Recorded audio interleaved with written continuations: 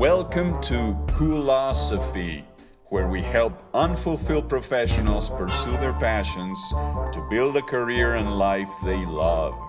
I'm your host, Matt Colomé, author of Cool-O-Sophy. I traded my 30-year corporate career to become a singer. What started out as a hobby led me to performing on stage in front of 400 people and with an 18-musician band behind me. I discovered that part of my own DNA that makes me cool, pursued my passion, and it's changed my life forever. And so can you. Now, without further ado, here's today's episode that will help you become a daring fulfillment seeker too. I can. Have you actually wondered what that statement entails? It is the recognition of us being able to take on new challenges. Well, what if I told you that your next challenge will be to reinvent your life, to reinvent yourself? What would you do? You're probably arriving at this point because today you feel that your life needs reinvention.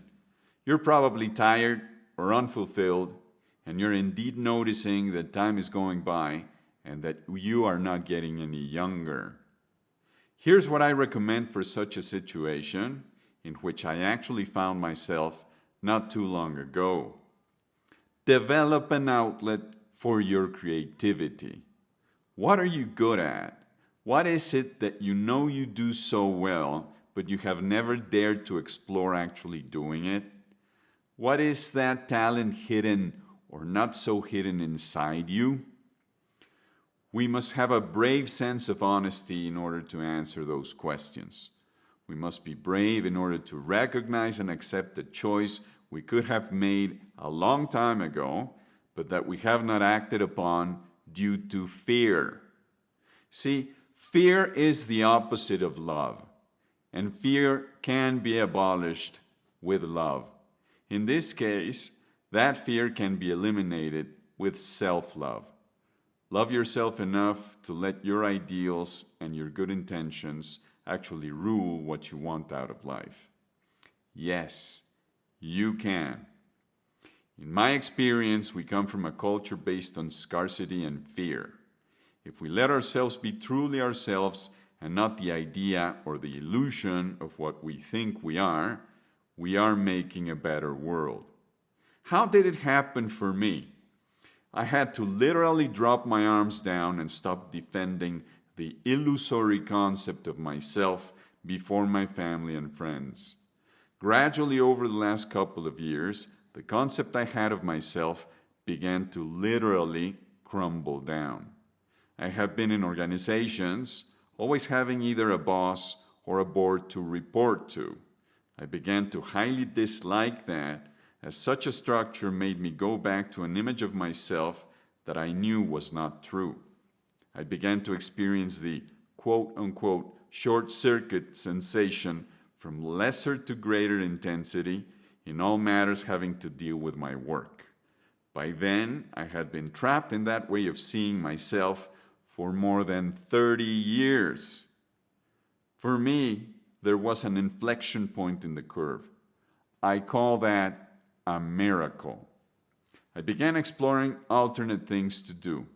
I began to let myself seriously consider becoming something different to what I had been for such a mighty long time. I began to let myself envisage me as being a crooner. Yes, a professional singer. By doing such an exercise on a regular basis, it began to feel more and more real. I must accept, though, that when I shared this view of myself with colleagues and family members, I did not always get the feedback I wanted. But nonetheless, I kept going. Not for a second did I think about dropping the affair. On the contrary, it began to feel more and more real. And all was based on the following simple but powerful statement: I can. Feeling myself flowing so freely while doing something like singing made me ecstatic. While not really believing it fully back then, I continued to sing, behaving as professionally as I humanly could. And I was a professional in another field for more than 30 years, so I know what it takes to behave like a professional. But this time around, it felt wonderful, like never before.